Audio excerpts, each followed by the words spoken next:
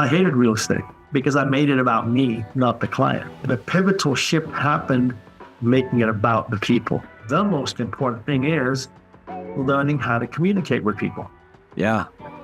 Understanding their needs, making sure that, because you have to cater individually to each client.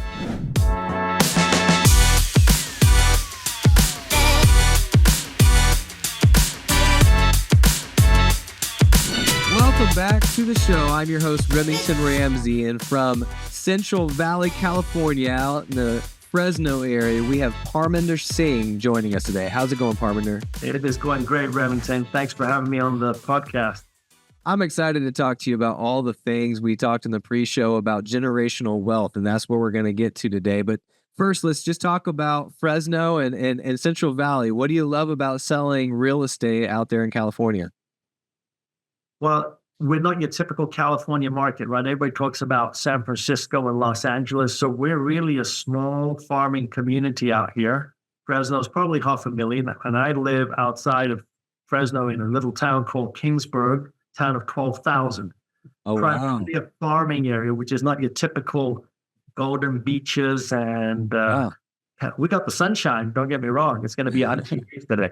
What are you farming out there? Farming lots of crops: pistachios, almonds, walnuts, peaches, nectarines, grapes. Yes.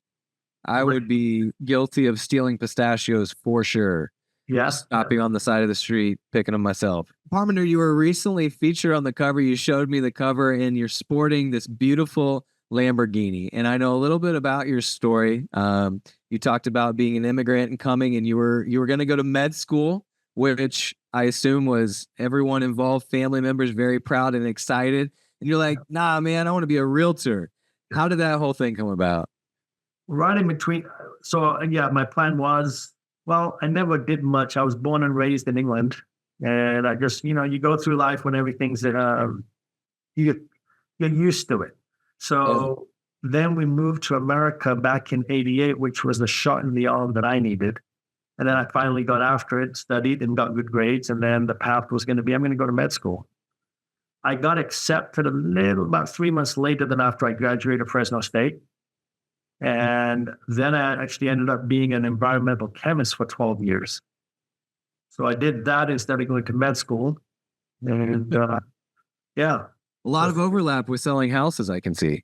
Yeah, absolutely. Yeah, science into selling homes. Were you really super into it? I mean, it sounds like a really interesting niche field. Did you just not enjoy it, decide to get out? What made you make the change? I think I was comfortable. Mm-hmm. That was the big thing, is to go to work, do the same thing. And until that work wasn't getting me to where I need to be, then I just got frustrated with it, working endless hours, no gratitude. Wait, that can sound like real estate sometimes, huh? Yeah. So did that, but my wife had been telling me, and that's the reason I'm in real estate. She'd been telling me for years that I need to sell real estate because it's a good fit for me. Mm. But I had, when the family moved here, we had a couple of bad experiences with realtors, and we felt that we weren't represented well. And her thought was, you can do a better job. And so I started selling real estate in 2007, right after the crash. Yeah. Was that... Did you share that story a lot? Maybe you still do that, when you bought homes, you didn't feel like you were properly represented, and you put a lot of the things that you learned from that into your own sales and techniques? I do. And I think the biggest thing is, and I tell young realtors when they ask, it's the art of communication. You have to learn to communicate this complicated, thing of buying and selling real estate in simple terms to people. I mean, don't overcomplicate this business. It's a people sport. Not the real estate is just something you have that you're helping somebody get or sell. The big thing is the experience for the person. What's a bad way that realtors overcomplicate it? Well, they try to speak in their own language all the time. MLS this and disclosures this. Simplify. I don't tell people I'm sending you a legal binding contract when we're making an offer for a house. Yeah, I'm sending you the standard paperwork. Here's the details, real simple, and it's on a standard paperwork. Let me know if you have any questions. Don't overcomplicate it, Club. Well, that simple technique has landed you selling over $30 million a year, and so much so that you bought yourself a sporty car, a Lamborghini. We put it on the cover. So let's talk about that. Let's talk about growing wealth and money. And you mentioned being an immigrant from England. What happened to your accent, by the way? How did you kill the accent already? Oh, you can't put a bit of butter on you, naturally. Uh, I can I can bring it back if somebody's speaking to me from England. It will come back. really? I still say tomato and garage. So those haven't gone away. I came at age 18, and you want to fit in and all those things, and so the accent was quick to leave. Man, that's wild. I feel like 18 years of an accent. Like, I don't know that I'd be able to kick that. Yeah, maybe it's my mirror and matching approach to like we do with clients, right? We got to mirror and match and move that along. So maybe it's part of that. I don't know. Was owning the Lamborghini always a dream you had Since age 4. since age 4? Well, I used to play The journey. Could you ever gotten it dealing with heavy metals? No, not a chance. Not a chance in my wildest dreams would it have happened. No. Since age 4, never thought it was a reality that it could even happen. And so to me, I don't have anything on my bucket list, and that car was the only thing. The rest is, the grace of God, right? I mean, it's all just keep after it, keep working hard, and things will happen. Well, let's talk about the climb from the beginning, because originally when you got in, you also owned and was running a UPS store. Mhm. And so it sounds like your wife was pretty instrumental. You've been married for 28 years. And you went in full time 7 years ago. Tell me about the progression of deciding to get in and then deciding to go full time. Okay. So we had, like I say, in 2007, we opened the UPS store. I got my license in the fall of '07. And I hated real estate. Mm. I really, because I made it about me, not the client in the beginning. I think How that's so? How did you do that? We get into the weeds on this show. Yeah. Okay. So I'd run out, show somebody a house, and I was part time in the beginning, of course, for 10 or so years. I'd run out and go show somebody a house, and they don't want to buy it. I said, "Well, I would say, this is a beautiful home. Look at this. Look at that. What do you mean you don't want to make an offer because of the color of the walls? And I'll buy you the paint. I'll get it painted for you." But so that's where learning to ask questions. It took years. I went on, I did Brian Buffini's thing. I'm in Mike Ferry coaching now. I did ninja selling. Years later, of course, we're talking 7, 8, 9 years into the business. I started taking that. And then the pivotal shift happened, making it about the people. I was making it about me because I was busy already running the business, running around trying to show houses as your typical part-time agent, right? Yeah. So self-induced stress, right? And so then finally the business started growing.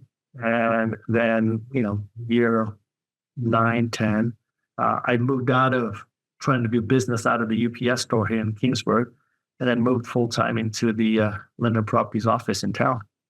It's interesting what you're describing, what you struggled with early on, because I've actually sat through, I'm not a realtor myself. I don't have my license, but I have taught some courses and I've sat through the licensing classes, and I don't feel like there's an emphasis on people skills, on shaking hands, on representing yourself on social media. It seems like a pretty easy, I mean, the realtors that rise to the top figure that out pretty quickly, but it seems like it would be an easy thing and a fun thing to talk about in those classes. Why don't they focus on that?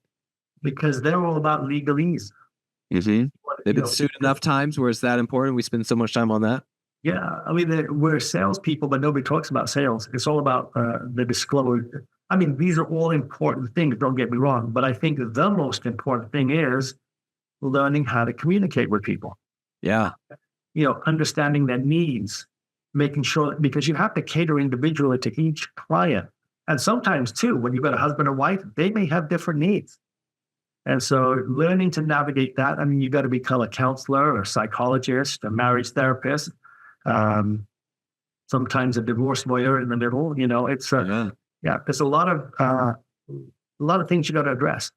I'm friends with an ex pro football player, played for the Colts, and he told me something interesting that I had assumed that when you play for a pro team, that they pretty much own you. They show you when they tell you what to eat, when to show up to the gym, what to lift. They give you, and he said it's not the case at all.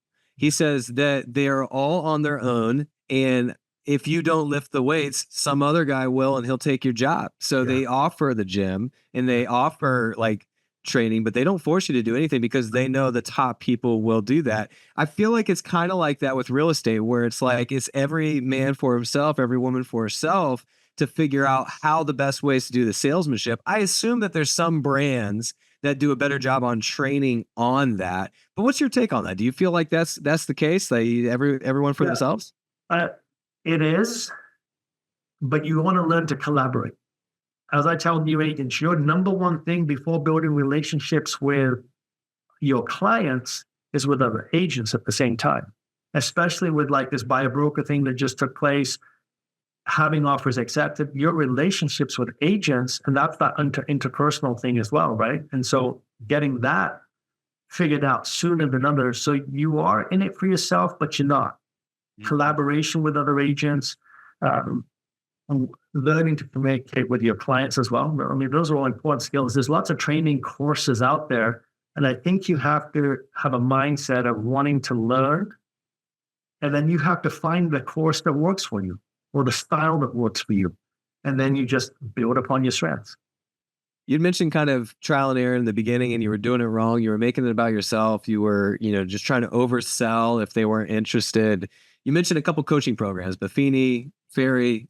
Was it those coaches that really pointed out the best way for you to go about with your salesmanship, or did you ever pull aside other top producers and ask them what they do?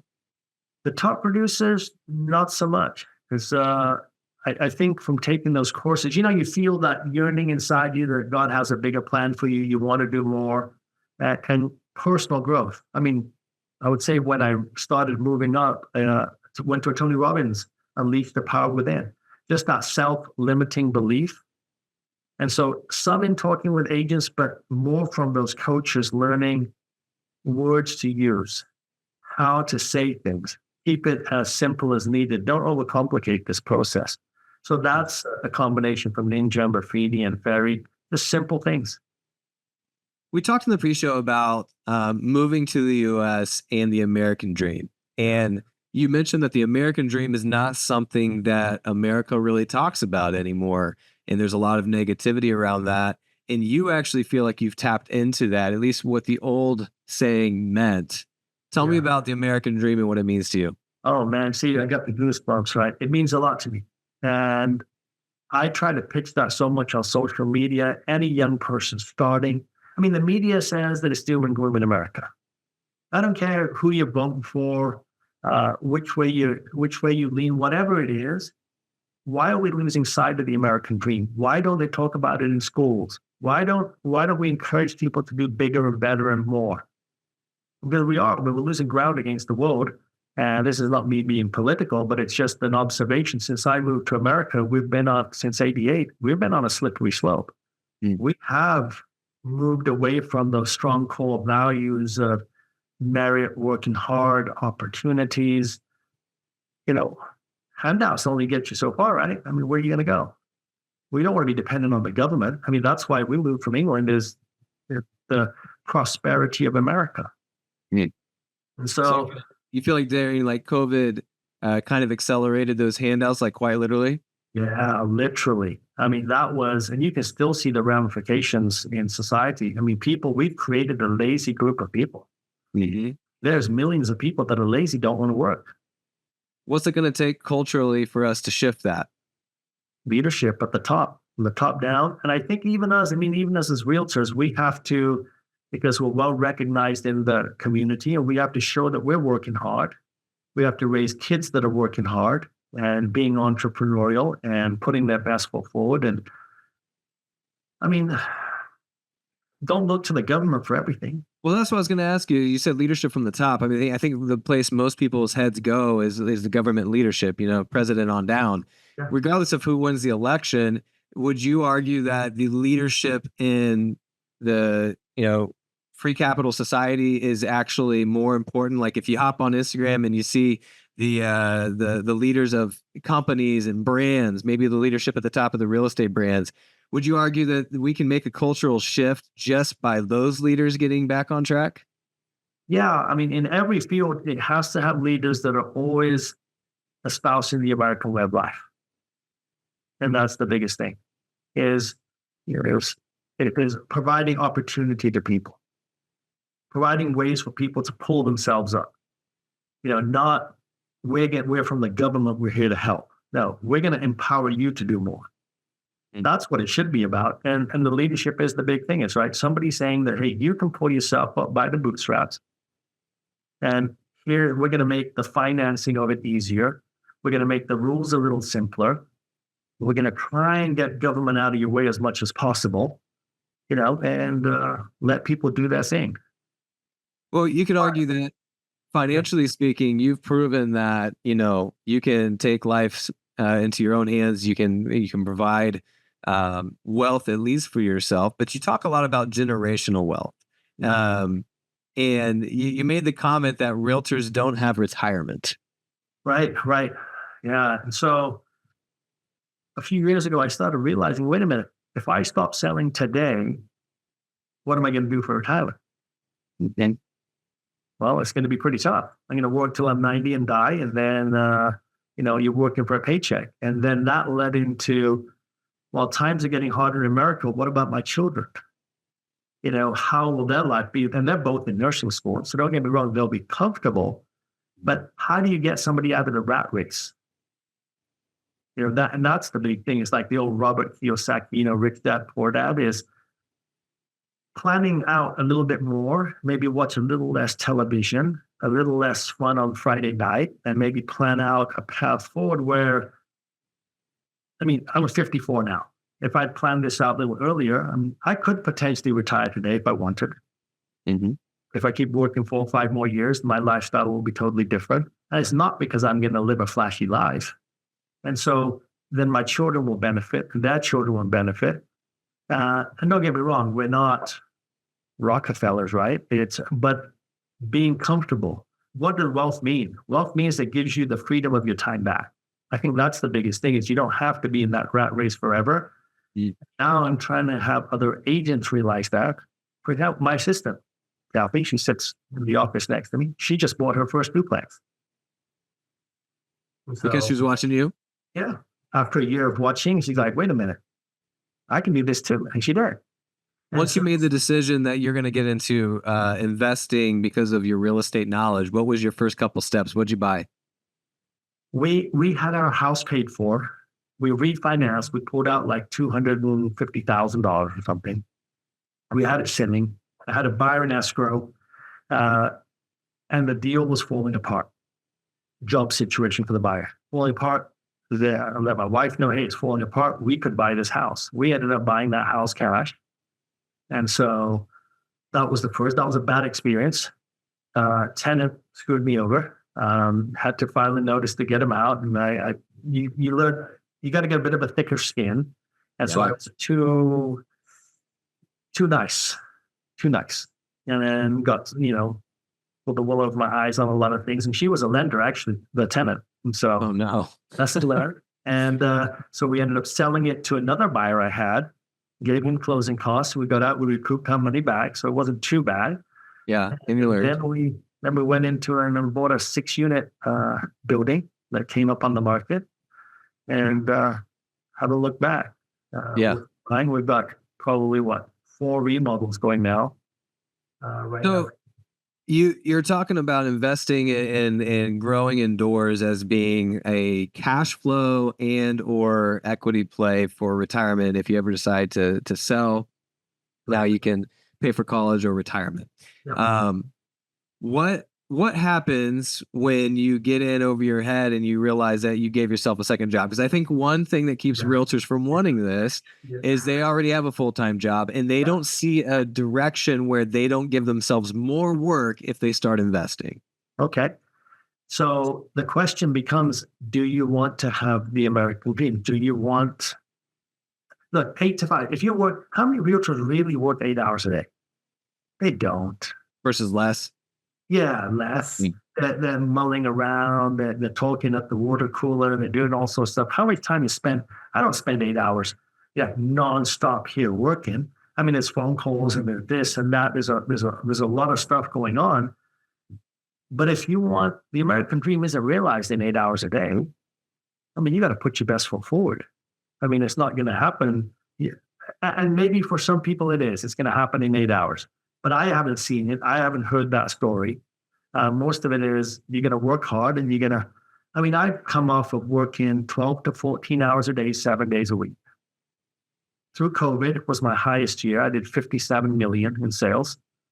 And so that was 7 days a week, 12, 14 hours a day, helping people, even when the government tried to shut us down. Made a concerted decision that we're going to continue helping people. And it was great. You have to go above and beyond in hours and time. Yeah. We keep talking about generational wealth. When you think about making more money than your parents did and more money than your grandparents did, and you look at the generations and you look at your kids, how do you determine what to give them versus what you want them to make on their own? Because I've seen it before where, the argument is, well, if we pay for their college or we pay for their start, are they going to truly work hard or appreciate it? Or do we support them? Like there's a balance between that. So what is your take on that? You've got 2 kids in college, in nursing school. But you've done really well the last 3 to 7 years in real estate. How do you determine what to give your children for them to succeed, both money and non-money decisions? I think the number one thing is, role model. I mean, you should be setting an example. I mean, work ethic, I out-earned my father, but the work ethic still comes from my father. Mm-hmm. Working, grinding, working the overtime, the typical agrarian work. My dad drove double-decker buses in England. So it's not like he's a high-paying, but he managed to get his house paid for 2 or 3 times over. And then then moved to America based on that. So work ethic is the number one thing. So my kids know, and we're open about, hey, here's what dad makes. Here's the lifestyle you're afforded living at home with us. And we don't give them don't get me wrong, they have they live in a nice apartment. They have cars that we, provided for them. But in traders, they must be A students too. I mean, they both graduated. They have to bust their humps. They're both valedictorians at high school. They're summa cum laude graduates at Fresno State. And then they're doing well in nursing school. So they've got their bachelor's degree too. So they know that the trade is, we'll take care of your necessities and a little bit of good life. But in trade, we need you to be the best you can be in what you're doing right now. Mm-hmm. And in terms of, we're not going to hand them properties. I mean, no, that wouldn't be wise. So what we do tell them, if you show that you are saving your funds, you're working hard, we will definitely partner with you to help you get off to a good start. You have a timeline for when it'd be smart for them to start practicing what you preach, which is, getting into investing themselves. I mean, at this point, sounds like they're not in the workforce to make money. Maybe they are, and I don't know. But my son was for a little bit and then decided to go to nursing school. So at what point should they start investing much like you have? Yesterday. Okay. Well, because you got to have the work ethic, right? So I know they both work hard. I mean, they're diligent about what they're doing and studying and still doing other stuff. I mean, my son he's all over the country playing pickleball at the same time as getting top grades in school. And as soon as he's out, get established and start putting that money away and buy your first investment property. What was the decision your father made to bring you to America? You said he drove double-decker buses, paid off his home, and then made the decision to come to the free world.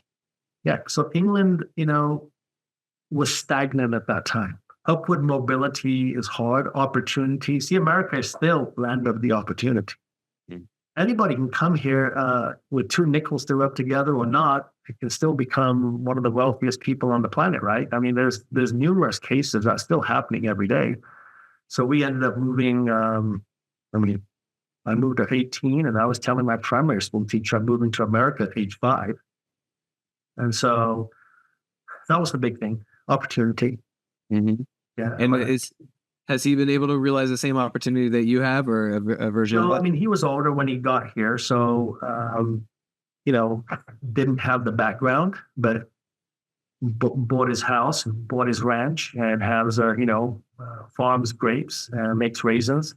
And you know, uh, I think his big thing is having a stable family life and providing, making sure his kids have done well. I mean, you got my brother and I educated. He's got an MBA, and I got my degree in chemistry and biology. And so somebody has to make that effort, right, to break through. Yeah. And so he did his part. I'm doing my part, and then hopefully the kids, then it's step by step moving forward. And you're not the first immigrant to hop on the show and talk about how Americans don't appreciate the American dream.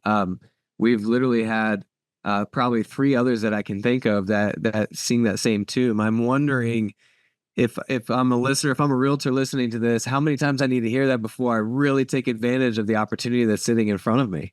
Yeah. Well, real estate, we're in a unique, what is it? 90% of millionaires are created through real estate. Mm-hmm. And we've got 1 million realtors selling real estate, but not doing it themselves, not buying it. I mean, when I realized that, I said, how sad is that? And I laughed with Brittany, who's our publisher. Right here. We're not drug dealers.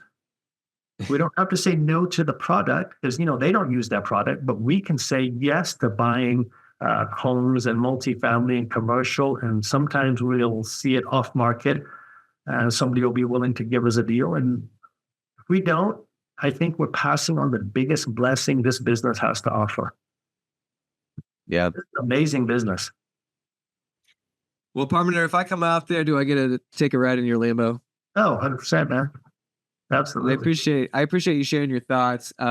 Definitely an uplifting message. I told you this in the pre-show, but your entire vibe, your entire personality is just so uplifting and excited, and it truly you live by example to show like what is possible if you work hard, but also have fun with everyone involved along the way. Like, I don't think you're just all about yourself anymore, and it probably held you back when you were. Yeah. Can I share one little story with you? Yeah, go ahead. I've got a 32-year-old young man that started working with me 10 years ago when he was 22. He can retire today at age 32 making, this is after payments, after his mortgage payments, he can retire making $16,000 a month today. That's generational wealth, no work. And that's passive real estate investments? That's all rents. That's all rents receivable. He gets about $32,000 a month in rents. And after payments and expenses, he can take home $16,000 at the lowest tax bracket because it's not earned income. Right. I want more of those. I'm trying to find more of those people that will believe in I call it the get rich quick 10-year plan. It's funny you say that. I was just on another show talking about how I feel like the quicker people earn money, the less respectful they are with that money. If you think about some of like the YouTube stars or social media stars, especially, who make their money really quick because all of a sudden there's a new platform and they hit it. It's the same thing with, you can make the argument for athletes who make money really quick for 3 years in the league and then they get out and they're broke. People who win the lottery go broke.